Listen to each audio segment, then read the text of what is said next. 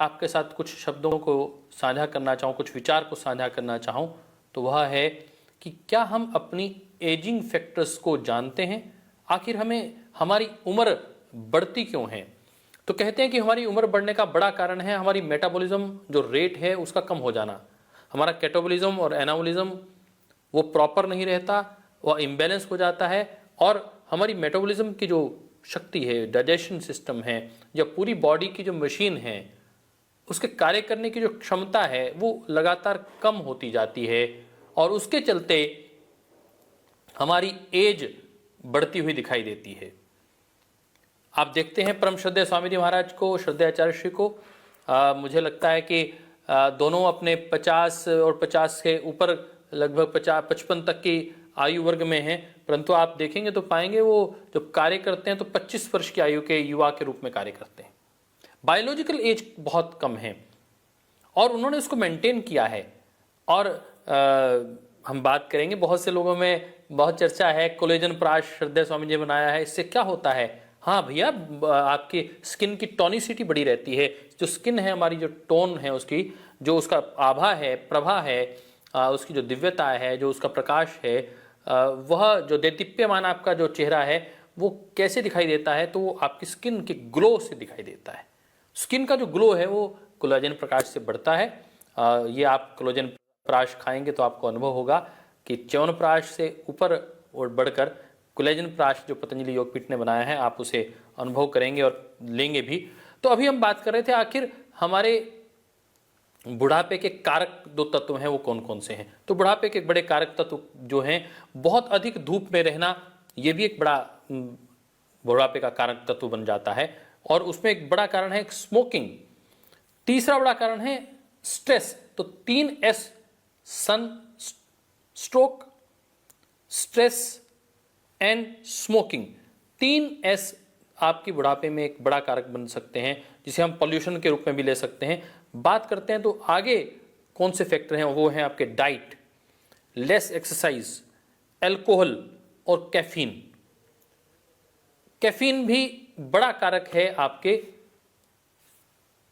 रोग के दृष्टिकोण से, यदि हम कहें जरा के दृष्टिकोण से कहें, आपकी आयु वृद्धि के दृष्टिकोण से कहें, तो बुढ़ापे का बड़ा कारण यदि डाइट है आपका, तो कैफीन भी उसमें एक बड़ा कारण है। तो आज हम बात करेंगे आप इन बुढ़ापे के कारणों से कैसे मुक्ति प्राप्त कर सकते हैं, और उसमें एक बड़ा कारण एकमात्र उसका, यदि हम सॉल्यूशन बताना चाहें तो एकमात्र सॉल्यूशन है उसका, वह है फास्टिंग। रोगों को दूर भगाने का, रोगों से मुक्ति का, और आपके बुढ़ापे से मुक्ति का एक बड़ा कारण, जो असमय बुढ़ापा आया है, बुढ़ापे से मुक्ति तो नहीं मिल पाएगी शायद, आप ठीक कहेंगे, परंतु असमय बुढ़ापे से मुक्ति अवश्य मिल सकती है। असमय बुढ़ापे से यदि बचना है तो एक उपाय, और उसका नाम है फास्टिंग, उपवास, मेडिकेटेड फास्टिंग। जो बुढ़ापे का की फैक्टर है उसे हम सेनोसेंस कहते हैं। इस सेनोसेंस की जब बात आती है तो हम मोटे तौर पर एक बात कहेंगे कि ऑक्सीडेटिव स्ट्रेस, हम मेडिकल टर्मिनोलॉजी की बात करें तो ऑक्सीडेटिव स्ट्रेस, और दूसरा बड़ा कारण है कि माइटोकॉन्ड्रियल डिसफंक्शन, इसको हम ध्यान में रख लें। और आजकल आपने साइटोकाइंस की बात की होगी, ध्यान में आया होगा आपको कि इस कोविड काल में आपने साइटोकाइंस की बात सुनी होगी। तो इन्फ्लामेशन, आपके जो अंदर से शरीर के तत्व हैं, आपके जो ऑर्गन्स हैं, यदि वो इन्फ्लेम हो जाते हैं, और या बहुत अधिक आपके अंदर जीवाणु, जो विषाणु हैं, उनकी ग्रोथ बढ़ जाती है, जो साइटोकाइन का तूफान आता है, वह शरीर के लिए कितना हानिकारक है। जो आपकी इम्यूनिटी की जो शक्ति है, ताकत है, इम्यूनिटी की जो परिधि है, जो कवच है आपका रोगों से लड़ने का, उसको तोड़ देते हैं। भूखा रहना और उपवास करना, दोनों में अंतर है दोस्तों।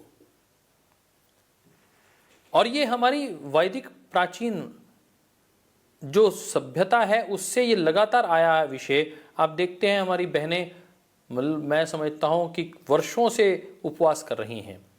किस बात का उपवास करती हैं? कोई सोमवार का उपवास कर रही हैं, कभी पता चलता है एकादशी का उपवास चल रहा है, कोई अमावस्या का उपवास कर रही हैं, कोई पूर्णमासी का उपवास कर रही हैं। ये उपवास की इतनी महत्ता क्यों है? मैं तो घर में देखता हूँ तो कई बार चिंता हो जाती है। माता जी से पूछो किसका उपवास चल रहा है, तो एकादशी का। पत्नी से पूछो तो किसका उपवास चल रहा है, तो भाई आज सोमवार का उपवास चल रहा है, आज पूर्णमासी का उपवास है, आज करवा चौथ का उपवास है, निर्जला उपवास है। बड़ी समस्या होती है कि किस प्रकार के उपवास, और सदियों से चले आ रहे हैं। आपकी करवा चौथ का उपवास कोई आज का उपवास थोड़ी ना, ऐसा सदियों से चला आ रहा होगा। मेरे को लगता है 200-500 वर्षों की तो परंपरा अपने को स्पष्ट दिखाई देती है। ये उपवास आखिर करता क्या है, लाभ क्या करता है, इसके विषय में अब हम चर्चा करते हैं। तो सबसे बड़ी बात है, बहुत से लोग पूछते हैं कि हमें उससे लाभ क्या होगा।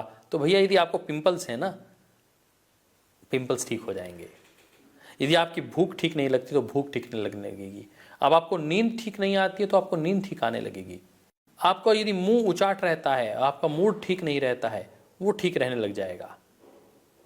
आप यदि स्वस्थ नहीं रहते हैं तो आप स्वस्थ रहने लगेंगे। यदि आपका एनर्जी लेवल लो है, उस एनर्जी लेवल को बढ़ाने का काम यह उपवास कर देगा।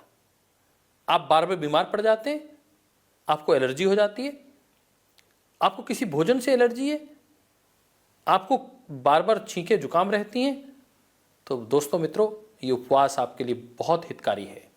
आपको डायबिटीज हो गई है क्या? अरे हाँ, डायबिटीज में तो अद्भुत लाभ करती है, परंतु कैसे करना ये समझने की आवश्यकता है। अब हमने बात की कि किसको लाभ करती है, तो हम अभी बात करेंगे, परंतु हम बात करते हैं किसको नहीं करना चाहिए। देखो, इंटरमिटेंट फास्टिंग की बात नहीं है, फास्टिंग की बात है। मेडिकेटेड फास्टिंग तो कोई भी व्यक्ति कर सकता है, फिर भी बहुत छोटे बच्चों को नहीं करना चाहिए। जो महिलाएं अभी गर्भवती हैं उनको नहीं करना चाहिए। जो बिल्कुल इंसुलिन डिपेंडेंट पेशेंट हैं उनको डॉक्टर की सलाह के बिना उपवास नहीं करना चाहिए। ये ऐसी कुछ चीज़ें हैं, मुझे लगता है उसका विशेष ध्यान रखना चाहिए। जिनका बीपी अचानक बहुत कम हो जाता है, जिनको चक्कर आ जाते हैं, गिर जाते हैं, उनको बिना डॉक्टर की सलाह के उपवास नहीं करना चाहिए। अब किनको उपवास करना चाहिए? जो बाकी सब लोग हैं, अर्थात 90% लोगों को उपवास करने में किसी से पूछने की आवश्यकता भी नहीं है। वो मेडिकेटेड उपवास कर सकते हैं, स्वतः स्फूर्त कर सकते हैं। कैसे करना है इस मेडिकेटेड उपवास को, आइए उसके विषय में जानने की कोशिश करते हैं। उपवास कैसा करना चाहिए जिससे हमारे शरीर को लाभ पहुंचे? एक बात को ध्यान रखना है कि भूखा रहना और उपवास में मैंने कहा अंतर है, और उपवास में कितने घंटे भूखा रहना है और उसमें बीच बीच में क्या प्रयोग करना है, इसका एक विशेष महत्व है। परम श्रद्धेय स्वामी जी महाराज आजकल मेडिकेटेड वाटर थेरेपी की बात कर रहे हैं, और वो बार बार इस बात को कह रहे हैं कि हमें विशेष रूप से किसी एक जल तत्व का प्रयोग करते रहना है और सारा दिन उसका ही प्रयोग करना है। केवल 1 घंटे के लिए, जब भी प्यास लगे उसी का ही प्रयोग करना है। अभी हम इस बात को यदि बात करें तो श्रद्धेय स्वामी जी महाराज त्रिदोष शामक गिलोय की बार बार चर्चा करते हैं। गिलोय का पत्ता आप देखेंगे तो हार्ट से रिलेटेड है, हार्ट के लिए हाईली इफेक्टिव है, ओबेसिटी को कम करता है, अर्थात वो अंदर के मोटापे को, चर्बी को कम करने का कोशिश करता है और शरीर में स्फूर्ति लाने का काम करता है। गिलोय को अमृता भी कहते हैं, अमृत कारक तत्व है उसके भीतर, इसलिए वह त्रिदोष शामक होने के कारण त्रिदोष को बैलेंस करने का कार्य भी करता है। आइए, पहली बात जो आपको मेडिकेटेड वाटर के साथ सारा दिन यदि उपवास करना है तो क्या करें? गिलोय का पानी वात रोगों के लिए, जो वात रोगी हैं, जिनको बहुत ज़्यादा वायु दोष है, उन्हें गिलोय का प्रयोग करना है। गिलोय को उबाल कर उसको ठंडा करके आप सारा दिन उसका प्रयोग करें। यदि आपको पित्त बहुत अधिक है तो आपको गिलोय को भिगोकर, पानी में भिगोकर उसको छानकर प्रयोग करना है। और यदि आपको कफ है तो कफ में गिलोय का प्रयोग आपको उबाल कर करना है, गुनगुने पानी के साथ, गुनगुने पानी के रूप में ही उसका प्रयोग करना है, और साथ में आपको श्वासारी क्वाथ अवश्य पीना है। बस इतना ध्यान रखेंगे तो मुझे लगता है ये त्रिदोष शामक का काम करेगा। और यह उपवास केवल मात्र मेडिकेटेड वाटर पर, यह उपवास बहुत हाईली इफेक्टिव है। हम जब योगग्राम गए, निरामयम में रहे, मुझे याद है परम श्रद्धेय स्वामी जी महाराज के पावन सानिध्य में पहले दिन हमने खूब खाना पीना खाया। शाम को जब हम पहुँचे तो हमने कहा भाई भोजन लाइए, उन्होंने भोजन दे दिया। परंतु सुबह हुई जब हम मेडिकेशन के लिए गए तो जब प्रिस्क्रिप्शन दी गई तो पता चला कि अब के बाद आपको भोजन नहीं मिलने वाला है। क्या मिलेगा साहब? अब के बाद आपको नींबू पानी मिलेगा शहद वाला। पता चला कि नींबू पानी शहद वाला 3 टाइम मिलेगा। हम देखा बड़ा अच्छा, चलो 3 टाइम पानी मिलेगा। फिर हमने कहा रात को क्या मिलेगा? अरे रात को क्या मिलेगा? सब्जी मिलेगी, और लौकी की सब्जी मिली और थोड़ा सा जूस मिला। बड़ी मुश्किल पहला दिन कटा साहब। और दूसरा दिन फिर पता चला कि 2 बार नींबू पानी मिलेगा शहद के साथ, और बीच में दोपहर को 4 बजे के आसपास हल्का सा जूस मिला बीट रूट और गाजर का, और फिर शाम को फिर हल्की सी सब्जी लौकी की मिली, और उपवास पूरा। अर्थात पूरा दिन ही उपवास लगातार 3 दिन। 2 दिन तो बड़े कष्ट में लगे, लोगों से मांग के रोटी खाने का मन करे, परंतु रोटी कोई दे नहीं साहब, इतना स्टिकनेस है वहाँ। तो साहब उसके बाद तीसरे दिन में ऐसा लगा कि अरे भूख नहीं लग रही, अंदर ही शक्ति मिल रही है, पानी पीने के साथ ही शक्ति प्राप्त मिल रही है, एनर्जी का लेवल बढ़ गया है। तो जो ट्रिगर है वो ये फास्टिंग ट्रिगर करती है फैट की बर्निंग का। तो सबसे पहला लाभ उपवास का यहाँ से दिखाई दिया कि फैट की बर्निंग शुरू हो गई है। दूसरा हमें लगा कि इंसुलिन की रेजिस्टेंस, इंसुलिन जो एब्जॉर्ब करती है हमारी सेल लाइन, जो हमारी इंटेस्टाइन एब्जॉर्ब करती है, उसको जो रेजिस्टेंस हो जाती है बार बार उसका प्रयोग करते हुए, उसको एब्जॉर्ब ही नहीं कर पा रही थी, उसकी रेजिस्टेंस वो टूटकर एब्जॉर्प्शन पावर बढ़ जाती है। तीसरा एक बड़ा कारण लगता है कि ग्लूकोज जो ग्लाइकोजन के रूप में कन्वर्ट हो गया, उस ग्लाइकोजन को ग्लूकोज के रूप में कन्वर्ट होकर वापस लीवर की एक्टिविटी बढ़ाने का काम भी ये फास्टिंग करती है। तो आपका लीवर एक्टिव हो गया, आपकी पेनक्रियाज एक्टिव हो गई, आपकी जो फैट एक्स्ट्रा फैट सेल था जिसने आपकी आर्टरीज की ब्लड फ्लो को रोक रखा था, वेंस की फ्लो को रोक रखा था, जो दुनिया भर के पिंपल्स एक्स्ट्रा बाहर निकल रहे थे, वो सब नेगेटिव फैट था, उसको सबको शरीर स्वयं एब्जॉर्ब करके खाने लग जाता है। सेल्फ सॉल्वेशन उसको प्रोसेस शुरू हो जाता है। और फास्टिंग में ब्रेन का जो न्यूरोट्रॉपिक फैक्टर है वो बढ़ जाता है। और मैं इस बात को इस दृष्टिकोण से कहता हूँ कि ब्रेन सेल्स की एक्टिविटी, जिनको डिमेंशिया है, जिनको पार्किंसन है, जिनको नींद नहीं आती है, उसमें बहुत हाईली इफेक्टिव है फास्टिंग होना भी। ब्रेन सेल्स एक्टिवेट हो जाते हैं।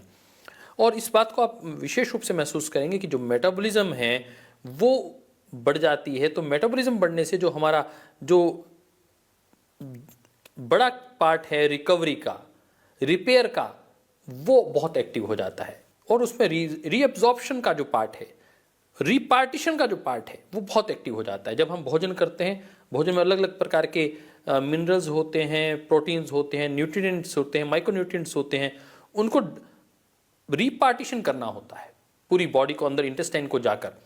परंतु वो पार्टीशन जब हम ठीक से नहीं कर पाती, हमारी इंटेस्टाइन कौन सा सामान कहाँ भेजना है, यदि वो फैट सेल्स को अच्छे से एब्जॉर्ब कर ले और उसका पार्टीशन प्रॉपरली कर ले, तो हमारी मसल्स बहुत अच्छी हो जाएंगी, बहुत स्ट्रांग दिखाई देंगी।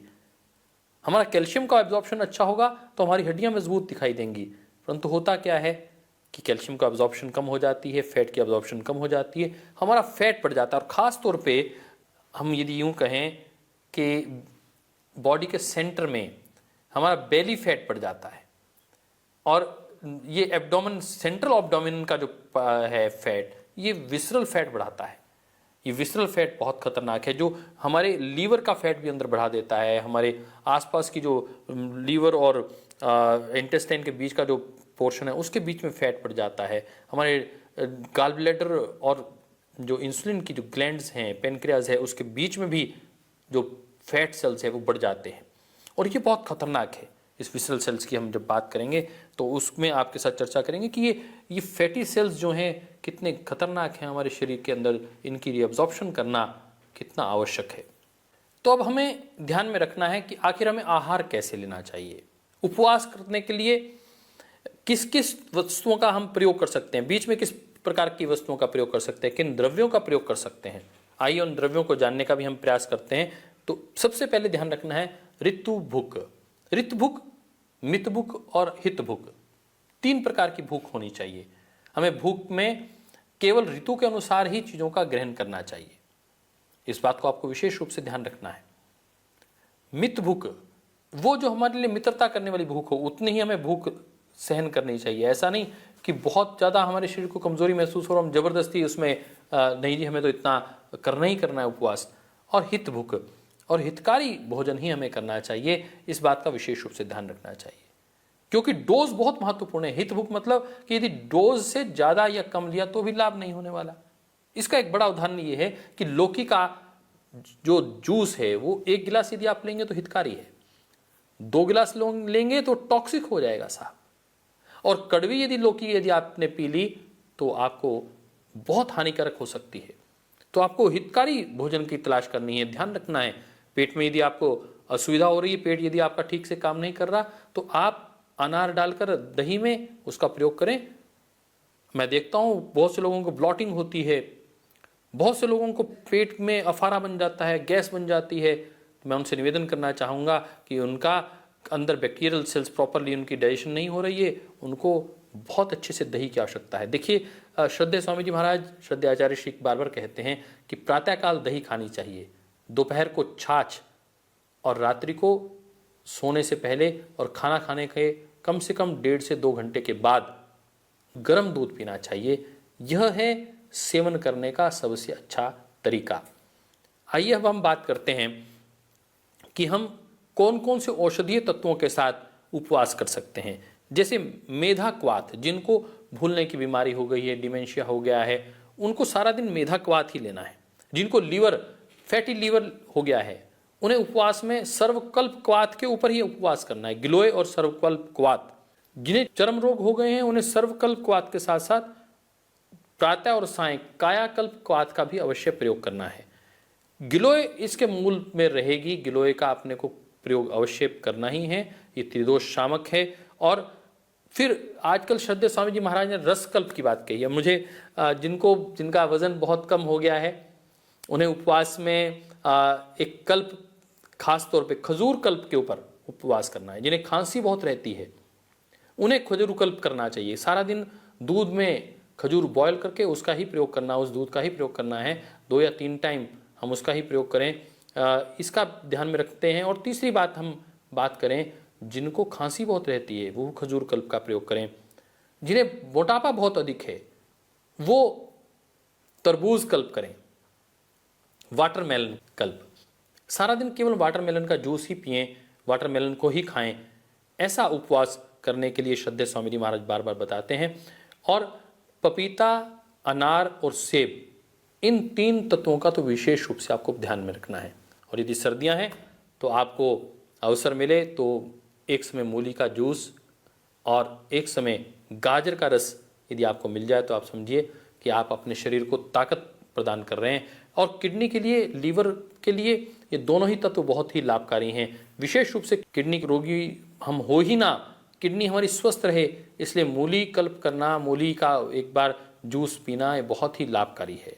किडनी के रोगियों को तो आजकल श्रद्धेय स्वामी जी महाराज ने वरदान दे दिया है, गोखरू का पानी। हम देखते थे गोखरू क्वाथ की आज बात आ रही है, परंतु गोखरू गूगल हम तब दिया करते थे जब किसी को किडनी का रोग होता था, हाथ पांव में सोजिश होती थी, तो गोखरू हम गूगल देने की बात करते थे। परंतु आज हम देखते हैं गोखरू का जो पानी है सुबह से शाम तक वही पानी पीना है।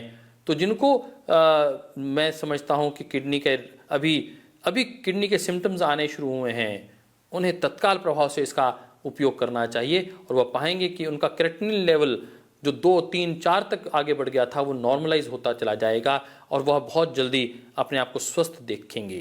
तो उपवास के बहुत बड़े लाभ हैं। मैंने रोग परक उपवास की आपके साथ चर्चा की। और आज हम बात करते हैं, क्योंकि डायबिटीज से लेकर रिलेटेड मैंने अपनी बात रखी थी कि 14 नवंबर से लेकर 18 नवंबर तक यह जो विशेष दिन है, यह 14 नवंबर वर्ल्ड डायबिटीज डे है और 18 को प्राकृतिक चिकित्सा दिवस है।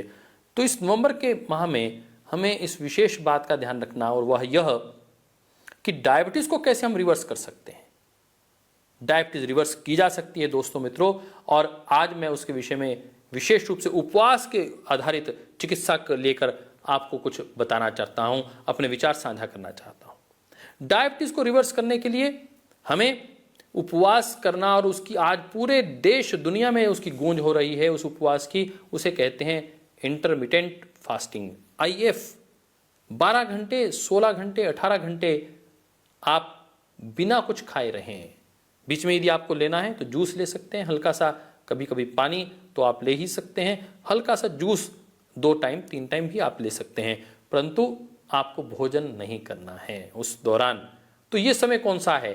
तो ये विंडो 8 घंटे की विंडो मिलती है और वह विंडो शुरू होती है सुबह 10 बजे से लेकर और शाम के 6 बजे तक। 8 घंटे मिलते हैं। आप इसमें 2 समय खाएं, 10 बजे खा लीजिए और फिर शाम को 6 बजे खा लीजिए, और उसके बाद आप बिल्कुल बीच में ना खाएं। लगभग 16 घंटे आपको पूरे मिलेंगे और आप पाएंगे जिनको कैंसर है साहब, मैं उनसे विशेष रूप से कहना चाहूँगा कि वह इस उपवास पद्धति को अपनाएं और पाएंगे कि उनको लाभ हुआ है।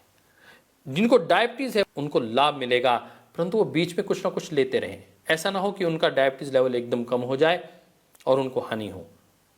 परंतु यदि आप अभी नॉन डायबिटिक हैं या आप प्री डायबिटिक हैं तो आपको यह इंटरमिटेंट फास्टिंग अवश्य कर लेनी चाहिए। आप डायबिटीज से बाहर आ जाएंगे। यह निश्चित रूप से माना हुआ आजमाया हुआ फार्मूला है और आज इसकी खूब पूरी दुनिया में चर्चा हो रही है। दोस्तों मित्रों, आज sedentary lifestyle, unhealthy food choice और जो हमारी ईटिंग हैबिट्स हैं वो इतनी डिस्टर्ब हो चुकी हैं जिसकी वजह से आज हमें अनेक प्रकार के रोग हो रहे हैं और इसमें 40 साल के बाद टाइप 2 डायबिटीज़ होना तो आम बात है। हम देखते हैं बच्चों में भी टाइप 1 डायबिटीज़ में भी यदि हम ये प्रयोग करते हैं तो उनमें भी विशेष रूप से लाभ मिल रहा है। मैं डॉक्टर नागेंद्र नीरज जी, जो अपने योगग्राम में वरिष्ठ चिकित्सक हैं और नेचुरोपैथी में एक बड़े हस्ताक्षर हैं, मैं उनके लेख को पढ़ रहा था और इस बात को उन्होंने योग संदेश में बहुत अच्छे से बताया कि जो उपवास के दौरान बीटा हाइड्रोक्सी ब्यूटीरेट है वो पैदा होता है जिससे शरीर को ऊर्जा मिलती है और वो OCT4 इसको बढ़ाता है। जो बुढ़ापे के कारक तत्व हैं, जो सेनिसेंस जिनके विषय में मैंने बात की थी, उसको मारने में, उसको समाप्त करने में, उससे लड़ने में लेमिन बी की वृद्धि कर देता है और फिर त्वचा सदैव जवान रहती है, रक्त वाहिनियाँ ओपन हो जाती हैं। और वो इस बात को बहुत दृढ़ता के साथ कहते हैं कि 20 साल तक प्राइमेट परिवार के बंदर, एप्स, मनुष्यों पर 30% कैलोरी कम करने पर पाया गया कि उनकी आयु 27 वर्ष तक बढ़ जाती है। On an average 27 years life increase हो जाती है। दोस्तों मित्रों, आप रोगों की बात कर रहे हैं, रोग मुक्त भी रहेंगे आप और एक लंबी चिरायु, स्वस्थ दीर्घायुष्य को प्राप्त करेंगे। इसलिए मैंने आरंभ में ही मंत्र बोला था, जीवेम शरदः शतम, शृणुयाम शरदः शतम, प्रब्रवाम शरदः शतम, अदीनास्याम शरदः शतम। आप अदीन अर्थात किसी की सहायता के बिना 100 वर्ष तक जिएंगे और बहुत जिम्मेदारी पूर्वक समाज और राष्ट्र की सेवा करते हुए आगे बढ़ सकते हैं। आइए प्राकृतिक चिकित्सा को अपनाएं, उपवास की वैज्ञानिक पद्धति को अपनाएं और वैज्ञानिकता को ध्यान में रखते हुए उपवास करें और इस उपवास को अपने जीवन का अंग बनाते हुए अपने आहार को ही अपनी औषध बनाकर आप स्वस्थ रहें। स्वस्थ रहेंगे, मस्त रहेंगे तो आप निश्चित रूप से इस राष्ट्र के लिए हितकारी होंगे।